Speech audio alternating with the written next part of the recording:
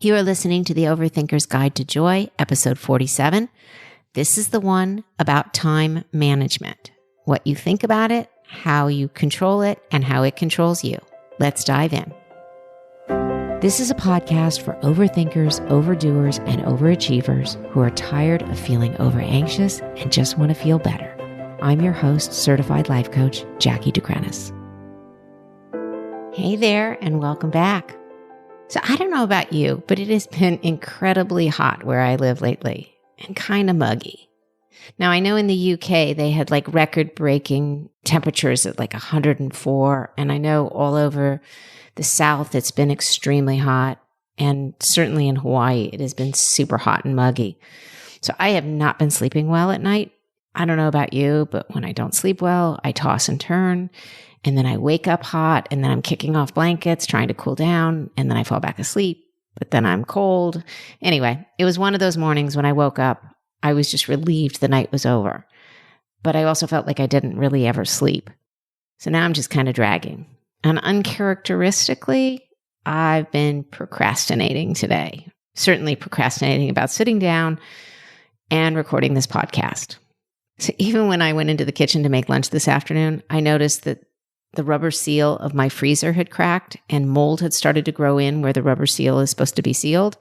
And my immediate reaction was just, I got to now buy a new refrigerator or freezer. But when I mentioned that to my husband, he's like, yeah, or we could just Google how to clean it, which he did. And then I said, well, there's no way I'm going to clean that gross stuff. It's just easier to buy a new refrigerator. And he's like, yeah, but it's not easier to spend $2,000 on a new refrigerator. And at that point, I found myself 10 minutes later with rubber gloves, a wooden skewer, a paper towel, and some hydrogen peroxide, cleaning the rubber gasket on my freezer and procrastinating what I was really supposed to be doing, which was sitting down and recording my podcast. And this is all a long way of saying, I get it. I get how time can slip through our fingers. And when we're fatigued, it can really make us procrastinate. And that's exactly what I want to talk about today, which is not procrastination, but about time management. So time is something that comes up in a lot of my client sessions. And I hear it from people all the time. They say to me, I have no time, or I don't have time to do this thing that I want to do. I don't have time to take a vacation, or I don't have time to start a dating life, or I've always wanted to write a book, but I don't have time. I hear, I would like to exercise and get in shape, but I don't have time. My favorite one, of course, is I really want to learn to meditate, but I simply don't have the time. Okay, here's the thing. Time is one of those commodities like money. No matter how much of it we have, it's easy to fall into the trap to think that we don't have enough of it. But time is just a circumstance, meaning it's neutral.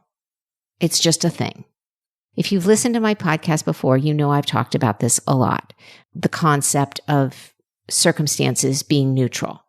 And if you've listened specifically to episode 26, Learning to Reframe Your Thoughts, you're familiar with this teaching tool that I use a lot called the model or the thought model. It's how we examine all circumstances as a neutral thing, and then we explore our thoughts and feelings on that particular circumstance. So again, time is just one of those circumstances. So when I hear clients complain they don't have enough time in their lives, I like to challenge this notion. See, we think there's only 24 hours in a day and only 7 days a week, so we think time is finite. That's technically true. There are only 24 hours in a day and then only 7 days a week. But as we know, there are some people who are incredibly prolific with the same amount of time as others. So accepting the fact that time is kind of a man-made construct, and it was intended to describe, monitor, and control industries and individual production. The historians believe that it was the Egyptians who broke this period from sunrise to sunset into 12 equal parts, giving us the forerunners of what is today's work hours. But the construct of time is really just about productivity. So when we say there isn't enough time, what we're actually saying is that we're not feeling or fulfilling our productivity bucket in the way we think or someone else would like us to. Now, when I worked in the television business, there was a common expression used amongst all the crew members on the set. They would say, hurry up and wait. Everyone on a TV and movie set is always on a deadline, running behind and pushing their limits. And then everyone has to hurry up and wait. We have to wait for traffic to stop, or wait for an actor to be ready, or the lighting to get set, or the rehearsal to be over, or a contract to get signed, or the hair and makeup to be finished. But there's always something you're waiting on. So there's both never enough time, and yet time is always being wasted. And this is like a great metaphor for so many other things. We rush out the door early just to sit in traffic. We arrive at an airport early just to stand in a TSA line or wait for our plane to depart or have flights canceled or delayed. We wait on hold on telephones all the time. We wait in lines. We wait for people to call us back, email us, text us.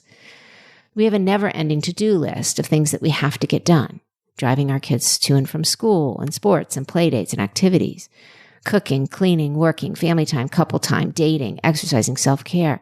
It feels like it's impossible to get it all done or to do anything extra. Or sometimes simply just enough time to have fun and relax. Now, some of this is legitimate. If you are working full-time, commuting, raising a family, or taking care of other family members, your time is very limited. Other people are dictating a lot of your schedule, and there doesn't seem to be, quote, enough time to make yourself a priority or to have time to just decompress. But here's the thing. It's just a thought. It's how you choose to look at time. You can see it as a fire-breathing dragon, like right at the base of your neck, or a monster in the closet, or a beast of burden, or whatever scary animal metaphor that works for you. Or you can choose to believe that time is abundant. Time is more readily available than you think. And as I said earlier, time is a commodity. And just like money, we all tend to waste it. We throw away our minutes like coins in a fountain. We don't realize that it adds up. Oftentimes we think there's no time for healthy habits like meditation or exercise. But if you didn't wait for the perfect environment for some of these rituals, like the meditation excuse, oh, I can't meditate because I don't have the right cushion, or I don't have a quiet place to meditate, or my kids are always running around. It's just not true. You don't need the perfect place to meditate. You can meditate on your bed. You can meditate in a closet. You can meditate in the bathroom. You can meditate outside. You can meditate on a walk. You can meditate in your car.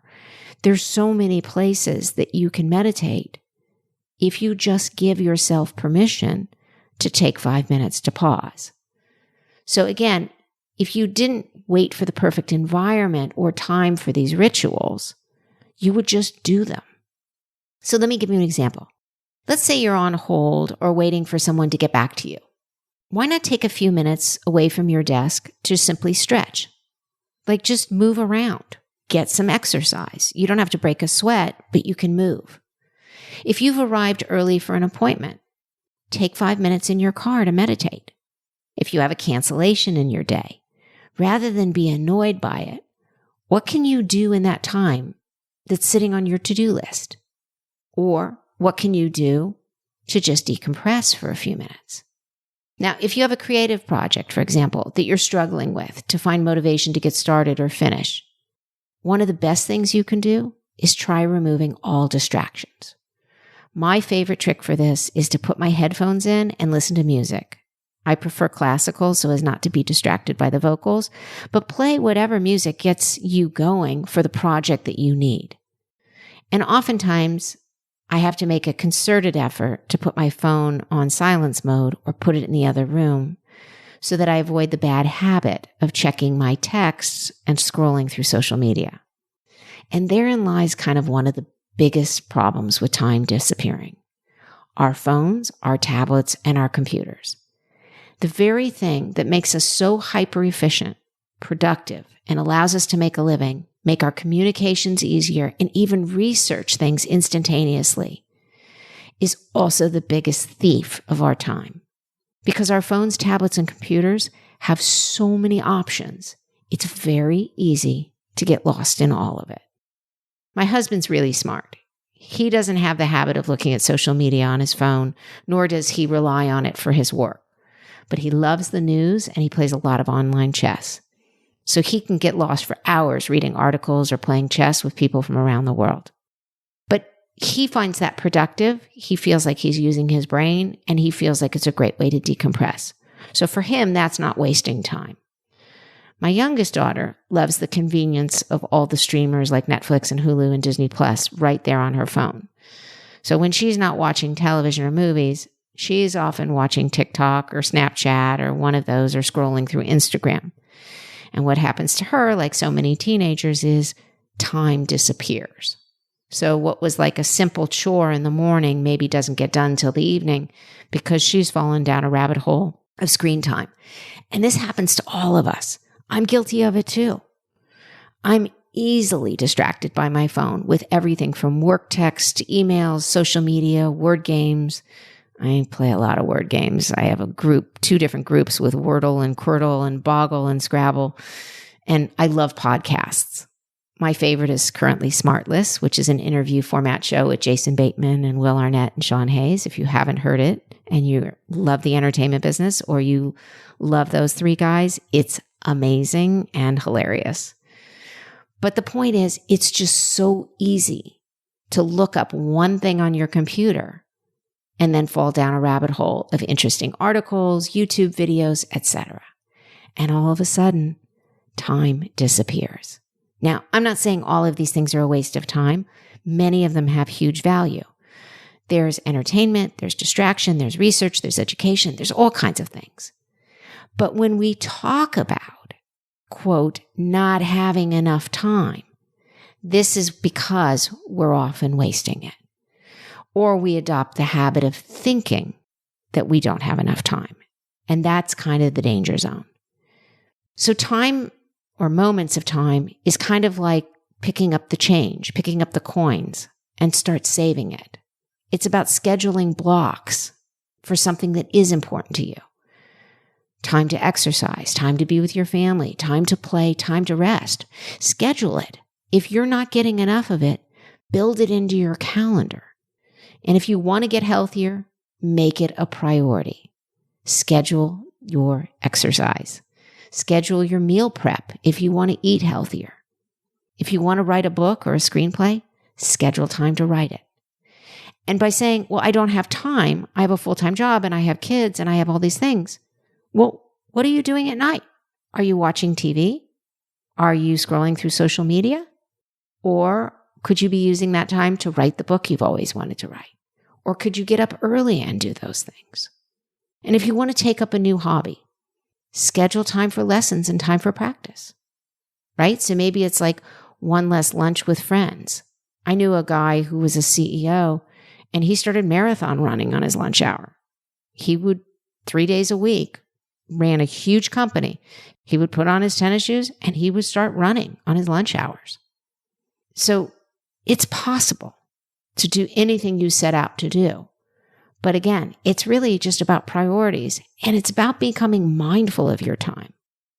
But I want you to think this thought: I have more time than I think. If you were to spend a week or two tracking your activities and your time, you would see how much you're spending. I've given this homework assignment to clients in the past to keep a journal of how each hour is spent without judgment, just as a neutral witness. They're not allowed to write down, I worked from 9 to 5, because that doesn't tell the whole story. When you're forced to break it down by hour, you get much better at catching yourself in your own story. Like, do you literally have meetings every hour of the day? And if so, how much time is spent on small talk, chit-chat, redundancy? Can you cut your meetings from 1 hour to 45 minutes, or even down to 30 minutes? Can you eliminate some of your meetings altogether with just an email or a quick phone call? And if you're not in meetings all day, how are you spending each hour? Are you staring at your computer the entire time? And if so, do you take physical breaks, mental breaks, water breaks, bathroom breaks? Because that's important too. it's important to take a break if you're working intensely, particularly if you're sitting in a chair, because you need to move your body. You need to be kind to your body. You need to replenish, because that's part of where the brain power comes from, and that's where the clear thinking comes from. So the other question is, can you work more efficiently? In other words, smarter, not harder. Where can you cut back? Where can you delegate? Because it's possible that doing less might actually be creating more value in your work and your personal life. Sometimes when we do less, it frees up the space in our brain to think more clearly, and we become more efficient simply by being less burned out. So if you had more time, what would you do with it? Would you see more friends? Would you be more creative? Would you be more active? Would you spend more time with your family? Are there any of these things you could do in smaller increments? When you have those breaks, is there something that you can do in 5 or 10 minutes rather than just mindlessly space out or scroll through social media? Is there an opportunity to fill the gaps where time you feel is being wasted, but in fact you can turn into productivity? Here's the thing. Time is not your enemy.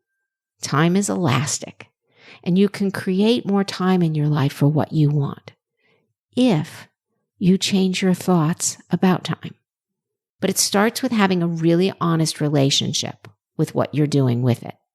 So being mindful of your time, tracking it like you would money or food, it's a learned skill, and it's a new discipline. And it's possible for you to change your relationship with time starting right now.